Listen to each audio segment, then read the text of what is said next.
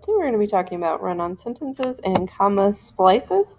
So the first thing to do is pause this video and go to YouTube and find this video and watch it. It's called 99 commas but a splice ain't one.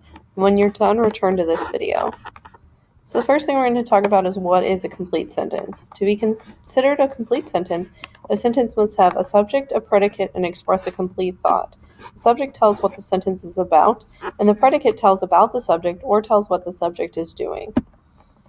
Phrases and clauses. An independent clause makes sense on its own. A dependent clause doesn't make sense on its own. It depends on the independent clause. A phrase does not contain its own subject and predicate. So, for example, Ms. Creer, please call the office. After school is a phrase. After he finished studying is a dependent clause.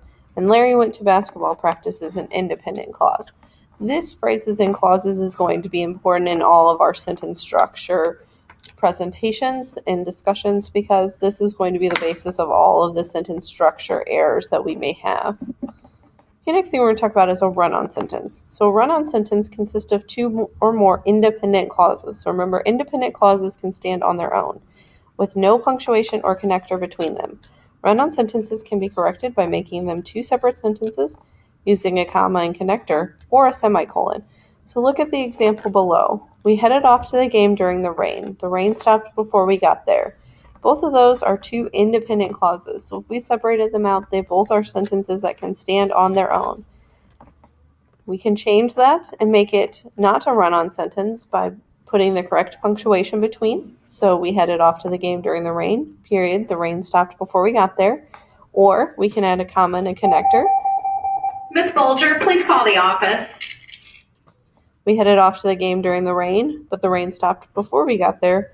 Or you can use a semicolon in between. We headed off to the game during the rain, semicolon, the rain stopped before we got there.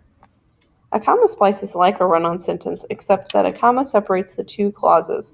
A comma splice can be corrected in the same way a run-on sentence can be corrected.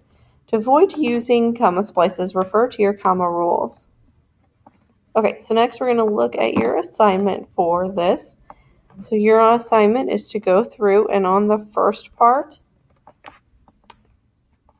you're going to look at the sentences and correct the run-on sentences and comma splices. If it is already a correct sentence, mark it C.